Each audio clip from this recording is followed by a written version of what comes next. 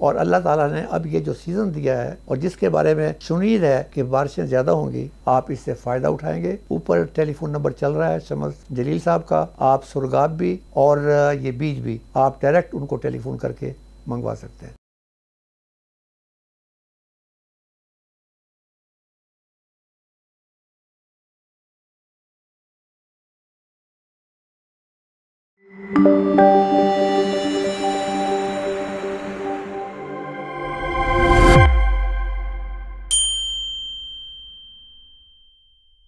बिस्मिल्लाहिर्रहमानिर्रहीम। मेरे प्यारे नाजरीन और सामीन, मैं हूं आपका भाई हाफिज़ वसी मोहम्मद ख़ान और ये है आपका जाना पहचाना यूट्यूब चैनल हाफिज़ वसी टीवी। आज का प्रोग्राम जो है मौसमी मकई की काश्त के बाद हमने क्या करना है और उससे ज़्यादा से ज़्यादा पैदावार कैसे लेनी है उसके बारे में है। और इसीलिए हमने आज जहमत दी है कॉर्न स्पेशलिस्ट फवाद साहब को कि वो आपके सामने बताएं कि बीज के बाद हार्वेस्टिंग तक कौन कौन से मराइल हैं जिसको आपने हैंडल करना है ताकि आपकी पैदावार पर कोई बुरा असर न पड़े और आप ज़्यादा से ज़्यादा पैदावार ले सकें। सामीन, इससे पहले कि मैं फवाद साहब को दरख्वास्त करूं कि वो प्रोडक्शन टेक्नोलॉजी जो है उसकी तफसील आपको बताएं, मैं आपको बताना चाहता हूं कि बहारिया मकई के अंदर जो किसानों के साथ हुआ, लोड शेडिंग ज़्यादा हो गई, नहरों में से पानी गायब हो गया, खाद नहीं मिली और सबसे आखिर के अंदर हीट वेव ने पॉलिनेशन को नुकसान पहुंचाया। उसके नतीजे के अंदर वो किसान जो तारीखी तौर पर 120 मन मकई की पैदावार लेते रहे हैं, वो बेचारे भी 60 मन और 65 मन पर आकर रुक गए। अब ये अगर हम कंपेयर करें उस बहारिया मकई को और मौसमी मकई को, तो इस मौसमी मकई में हमें कुछ फ़वाइद हैं और वो फ़वाइद ये हैं कि बारिशों का मौसम शुरू हो चुका है। इसका मतलब ये है कि पानी की वो ज़रूरत नहीं होगी वो शिद्दत से जो हमें बहारिया मकई में थी। दूसरी बात यह है कि आइंदा आने वाले वक्त में टेम्परेचर कम होता जाएगा। इसका मतलब ये है कि उस हीट वेव और हीट वेव के नतीजे में पॉलिनेशन के बर्बाद होने का खतरा नहीं है। इसके लिए हम आज लॉन्च कर रहे हैं 2 बीज जो पहले ही मार्केट के अंदर मौजूद हैं और वो बाकायदा रजिस्टर्ड और सर्टिफाइड हैं, सिवाय इसके कि इंटरनेशनल पैकिंग में वो नहीं है। इसलिए कि हमारी ख्वाहिश ये है कि हम पाकिस्तानी साइंसदानों को प्रोमोट करें। एक 317 है और दूसरा सालार के नाम से है। 317 ये बीज वो है जो दानों के लिए लगाया जाता है और अगर आपको ज़रूरत पेश आए तो आप इससे साइलेज भी ले सकते हैं। और दूसरा बीज जो सालार है वो सिर्फ उन लोगों के लिए है जो साइलेज उगाना चाहते हैं। तो मैं थोड़ा सा आपको ये बताना चाहता हूँ कि ये एक बेहतरीन मौका है अपने पिछले नुकसान को पूरा करने का। आप ये देखें कि आज मैंने पता किया है कि गंदम का आटा जो है लाहौर के अंदर 100 रुपया किलो है और गंदम का रेट जो है 3200 रुपये मन है और आपने बेची है 2200 रुपये के हिसाब से। इसी तरीके से जो मेरे कॉर्न या मकई उगाने वाले जो काश्तकार हैं, उन्होंने कभी नहीं सोचा होगा कि आज इसका रेट 2300 रुपया मन है। ये हमेशा 1100-1200 रुपये पे आकर रुक जाया करता था। तो लिहाजा मेरे कहने का मकसद ये है कि आप इस नेमत से, इस मौके से फ़ायदा उठाएं। और मैंने फवाद साहब से जो रिक्वेस्ट करनी है वो ये करनी है कि मैं किसान हूँ, मैंने ये 317 या सालार मैंने बीज ले लिया है, मैं इसको लगा रहा हूँ। अब मुझे किन किन चीज़ों का ख्याल रखना चाहिए ताकि मेरी फसल जो है बीमारियों से महफूज रहे, जड़ी बूटियों से महफूज रहे और इसकी पैदावार ज़्यादा से ज़्यादा। मैं वेलकम करता हूँ फवाद साहब को। बहुत शुक्रिया जी। बिस्मिल्लाहिर्रहमानिर्रहीम। मैं सबसे पहले हाफिज़ वसी ख़ान साहब का बेहद मशकूर हूँ कि इन्होंने आज मुझे इस प्रोग्राम में आने की दावत दी और मैं इसी चैनल के वसासत से आप तमाम ज़मींदार भाइयों के साथ मुखातिब हूँ। तो जिस तरह हाफिज़ साहब ने आपको इन्फॉर्म किया, बताया कि बहारिया मक्की के अंदर हीट वेव की वजह से, यूरिया ना मिलने की वजह से, लोड शेडिंग की वजह से, पानी कम होने की वजह से लोगों के पैदावार खासी कम आई हैं। और हमारे पंजाब के अंदर जहाँ पे फार्मर्स रूटीन में 110 और 120 मन पैदावार मक्की की हासिल करता है, वहाँ 60 से 65 मन लोगों ने पैदावार हासिल की हैं। और मैं समझता हूँ कि फार्मर्स को रेट अच्छा होने की वजह से उसकी कुछ तलाफ़ी होगी नुकसान की, लेकिन मैं अब भी ये समझता हूँ कि फार्मर अभी भी हमारा लॉस में है। पैदावार के हिसाब से हमारा फार्मर जो है वो नुकसान के अंदर है। तो ये जो अब हमारा सीज़न शुरू हुआ है मौसमी का, मौसमी मकई की काश्त का सेकंड सीज़न जो शुरू हुआ है, इसमें जिस तरह हाफिज़ साहब ने बताया है कि हमारे पास 2 प्रोडक्ट हैं फार्मर्स को देने के लिए। एक 317 है दाने के लिए, और दूसरा प्रोडक्ट है साइलेज के लिए सलार के नाम से। तो ये दोनों प्रोडक्ट के बारे में मैं आपको मुख्तसर बताता चला जाऊँ, उसके बाद मैं फिर प्रोडक्शन टेक्नोलॉजी पे बात करूँगा। हमारे वो फार्मर्स जो मक्की काश्त करते हैं ग्रेन पर्पस के लिए, दाने के लिए या पकाने के लिए, उनके लिए 317 बेहतरीन हाइब्रिड है। 110 से लेके 112 दिन में पक के तैयार हो जाता है, और इसकी छल्ली लंबी छल्ली है, दाना इसका नारंगी कलर का है जिसे हम ऑरेंज कलर कहते हैं, और गुथी हुई छल्ली होने की वजह से इसकी पैदावार सलाहियत 100 मन प्लस में भी है। जो फार्मर जुलाई में 20 जुलाई के बाद काश्त करेंगे वो इसमें पैदावार जो है ना वो 85 मन तक ले सकते हैं, और जो फार्मर अगस्त में काश्त करेंगे वो 91 प्लस भी पैदावार ले सकते हैं। और हमने पिछले 2 सालों के अंदर मामू कांजन में, कमालिया में, समुंदर और गोजरा के अंदर हमने 100 मन प्लस पैदावार भी ली हुई है। तो इसमें फार्मर्स के पास 317 काश्त करते हुए 2 ऑप्शन मौजूद हैं। एक तो वो उनको पका सकता है दाने के लिए, और अगर फार्मर ये समझे कि मैंने साइलेज बनाना है तो साइलेज के लिए भी बेहतरीन है। मौसमी मक्की के अंदर पिछले सालों में भी लोगों ने, पिछले 2-3 सालों में लोगों ने 500 मन तक जो है ना वो साइलेज की पैदावार हासिल की है। ऑटम सीजन के अंदर भी जिन फार्मर्स ने 317 काश्त की उन फार्मर ने भी साइलेज में ऑलमोस्ट 500 मन प्लस जो है ना वो चारा हासिल किया हुआ है। और हमारी कुछ फार्मर कम्युनिटी ऐसी भी है कि जिनका फोकस होता है कि कुछ फार्मर्स जो अफोर्ड नहीं कर सकते महंगा बीज, या वो कहते हैं कि हमने सस्ता बीज लगाना है लेकिन बेहतर चारा हासिल करना है, तो उनके लिए सालार है, डबल क्रॉस हाइब्रिड जो है वो चारा है, और आलमोस्ट 75 to 80 डेज़ के अंदर ये साइलेज के लिए तैयार हो जाता है। जो फार्मर सिर्फ साइलेज के लिए लगाना चाहें वो सालार को काश्त कर सकते हैं। पंजाब के अलावा हम गुज़िश्ता 2 से 3 सालों से हम इसको KPK के अंदर, खैबर पख्तूनख्वा के अंदर, और सिंध में भी जो हमारे दोस्त हैं ज़मींदार हजरात, उनको हमने प्रोडक्ट डिलीवर किया है, वहाँ पर भी इसके बेहतरीन रिज़ल्ट है। तो जो दोस्त या जो ज़मींदार साथी हमारे KPK से रब्ते में रहते हैं या जो सिंध के हवाले सिंध से रब्ता करते हैं, तो 317 दाने के लिए बेहतरीन प्रोडक्ट है। और जो दोस्त सिर्फ चारा लेना चाहें, साइलेज बनाना चाहें, उनके लिए सालार बेहतरीन प्रोडक्ट है। वो सिंध में भी काश्त कर सकते हैं, पंजाब में भी काश्त कर सकते हैं, और KPK भी जो है वो काश्त कर सकते हैं।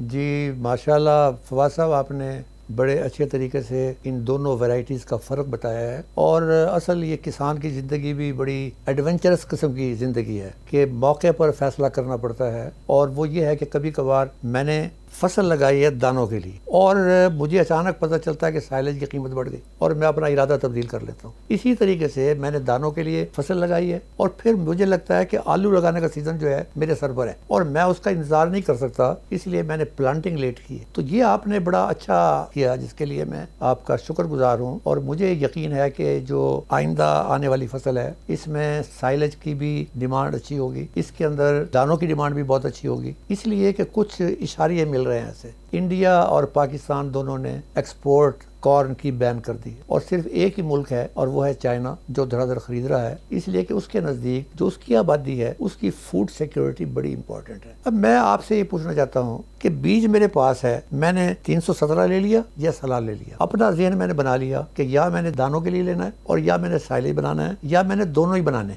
तो मुझे आप बताइएगा इसका प्लांटिंग मेथड आपके इंटरनेशनल तजर्बे की बुनियाद पर आपने क्या देखा है कि प्लांटिंग जो है, एक तो डेट उसमें हाईएस्ट यील्ड साइलेज की कहाँ है और दानों की कहाँ है, और दूसरी बात यह है कि ये जो आजकल ऑटोमेटिक प्लांटर के जरिए लगाया जा रहा है और जो पुराना चोपा सिस्टम था, इसमें क्या कोई पैदावार का कोई फ़र्क है? हाफिज़ वसी साहब का क्वेश्चन बहुत इंपॉर्टेंट है, और इसमें जो हमारे फार्मर्स को मैं ये गाइड करना चाहूँगा कि बेसिकली जो इस वक्त जितनी भी सोइंग चल रही है, जो मैं टेक्निकली आप समझें मैकेनिकली सोइंग चल रही है, यानी कि मशीनरी उसको काश्त कह सकते हैं, और लोग ड्रिल से काश्त कर रहे हैं। इस पंजाब में इससे पहले जितना भी मक्की काश्त होती थी, आज से 2 साल पहले या 3 साल कबल, वो सारी की सारी लेबर से काश्त होती थी, मैनुअल काश्त होती थी, हाथों से काश्त की जाती थी। लेकिन पिछले 2-3 सालों में लेबर शॉर्टेज की वजह से मैकेनिकली जो है ना वो उसकी काश्त बढ़ी है।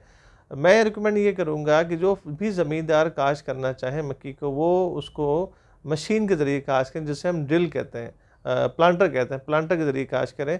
और इस वक्त जो हमारे पंजाब में ज़्यादा मॉडिफाइड प्लांटर्स वो हैं कि जो बाकायदा ज़मीन में बेड भी ख़ुद बनाते हैं, चौपा भी ख़ुद लगाते हैं, और हर जो है दाने के साथ वो खाद DAP की जो एप्लीकेशन वो साथ साथ करते चले जाते हैं। तो प्लांटर पे काश्त की गई मक्की में पौधों की तादाद फ़ी एकड़ 28,000 से लेकर 31,000 दाने तक होती है। तो अगर फार्मर हजरात या मेरे ज़मींदार भाइयों की फसल में पौधों की तादाद पूरी होगी तो अल्टीमेटली उनकी पैदावार बेहतर आएगी। तो मैं रिकमेंड करूँगा कि काश्त हमेशा प्लांटर से करनी चाहिए ताकि आपकी पैदावार बेहतर हो सके। तो थैंक यू वेरी मच, ये बात भी क्लियर हो गई है, इसलिए कि आजकल लेबर भी महंगी है और ये जो माइग्रेशन हो रही है, देहात से लोग शहरों की तरफ जा रहे हैं, इसने एक और मुसीबत खड़ी कर दी है कि लेबर महंगी होने के बावजूद अवेलेबल नहीं है। तो लिहाजा बेहतरीन हल जो है वो प्लांटर का है। और अब ये प्लांटर के अंदर जो मॉडिफिकेशन है वो ये है कि बीज के साथ साथ वो DAP भी डाल रही है। अब मुझे आप ये बताइएगा कि इसमें कोई जो इसकी रोज हैं, क्या उसकी डायरेक्शन का भी कोई इस पैदावार पर असर पड़ता है? इसमें बेसिकली जब हम लोग बहारिया में मक्की काश्त करते हैं जनवरी फरवरी के अंदर, उस वक्त हम लोग नॉर्थ साउथ शर्कन शुमालन जनूबन हम काश्त करते हैं। और लेकिन इस सीज़न के अंदर हम नहीं देखते क्योंकि इस सीज़न में टेम्परेचर ज़्यादा होता है। और अगर आपकी प्लांटिंग ईस्ट वेस्ट है, शर्कन गरबन है या शुमालन जनूबन है, उससे कोई फ़र्क नहीं पड़ता क्योंकि सूरज की शुआएँ यकसा तौर पर हर पौधे को मैसर हो रही होती हैं।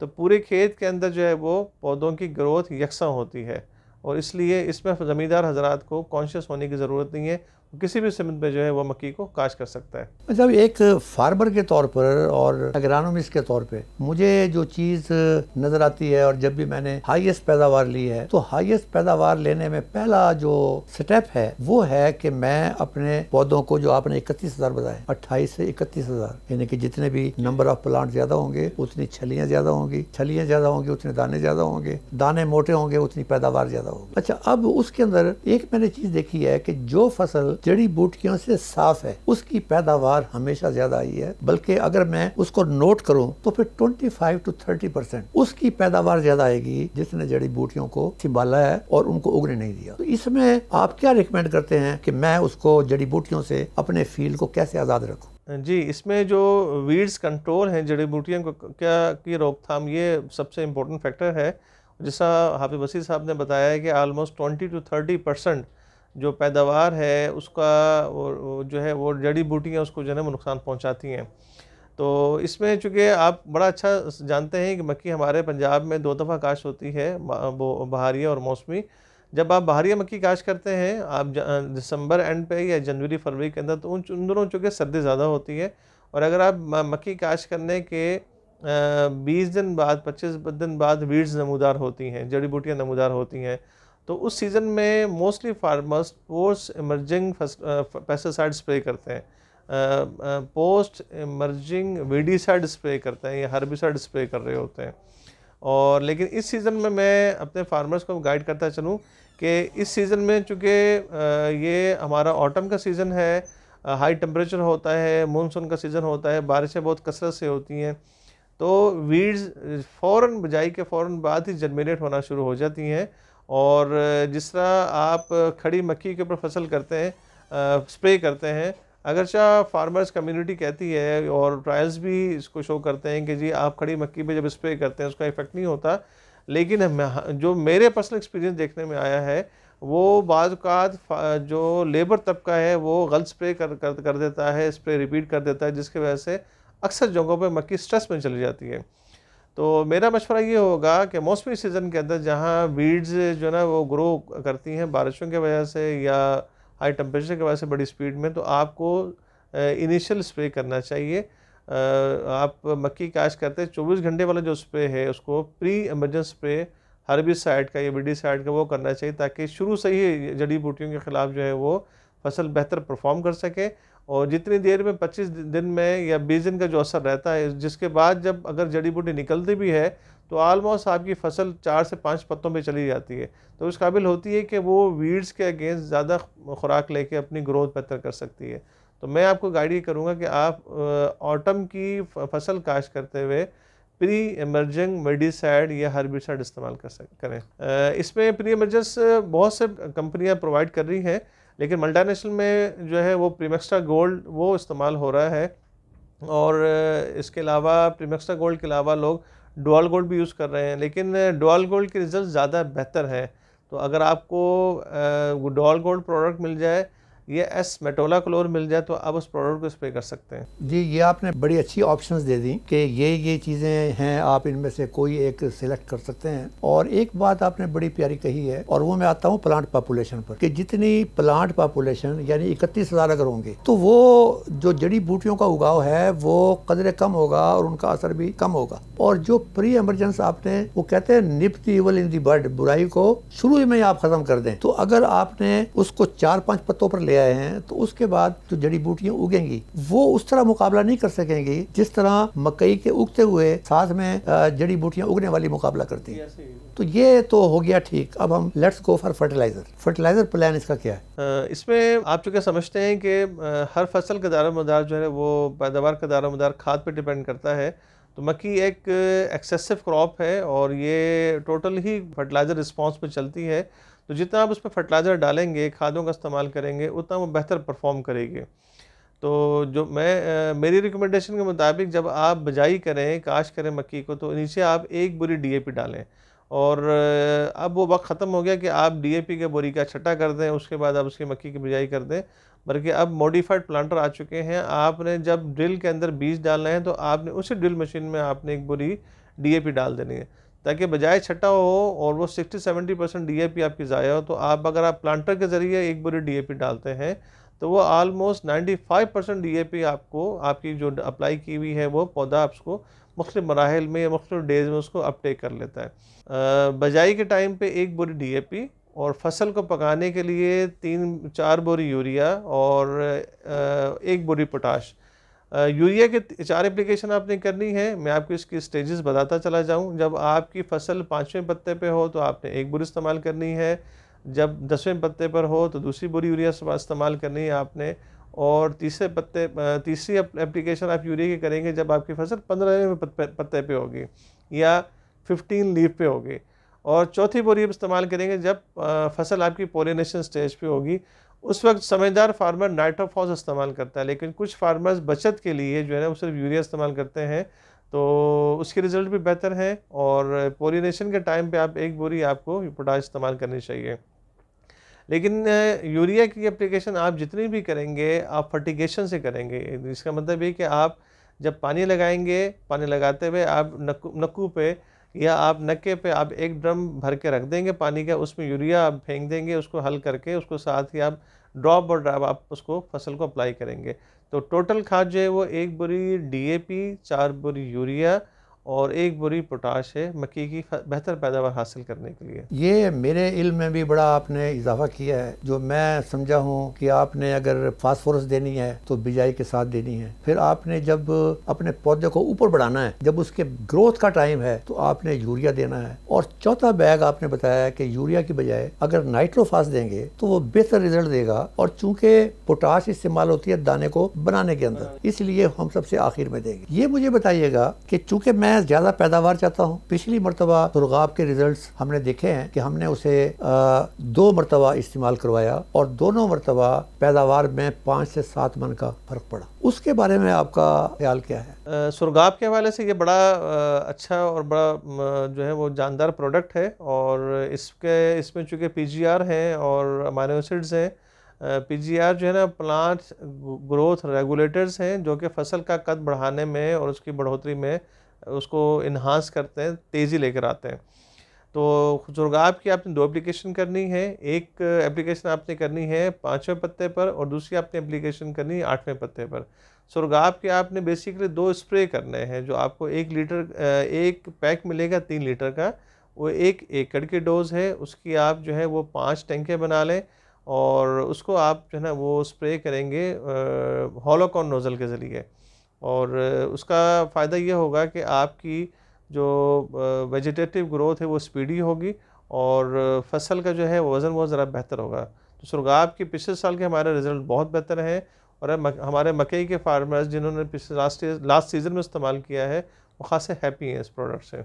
फवाद साहब, हिंदी ज़बान में हिंदुओं में एक लफ्ज़ मशहूर है और वो बनी होते हैं बनिए, वो कहते हैं चोर वहाँ आता है जहाँ माल होता है, जहाँ माल नहीं होता वहाँ चोर अपना टाइम ख़राब नहीं करता। हमने ये देखा है कि इसमें जड़ी बूटियाँ भी आई हैं, हमने वो स्ट्रेस का भी देखा है, और सुरगाब जो है वो बेहतरीन एंटीडोट है स्ट्रेस के लिए। ये मुझे बताइए कि राइट फ्रॉम बिगिनिंग ये जो कीड़ों का जो अटैक है और आखिर वक्त तक, आप उसके बारे में क्या रिकमेंड करते हैं? आप सबके सवाल जी बहुत इम्पोर्टेंट है, क्योंकि इस वक्त जो फार्मर्स को सबसे बड़ा जो थ्रेट है वो है फाल अमेरिकन मॉम सुंडी का।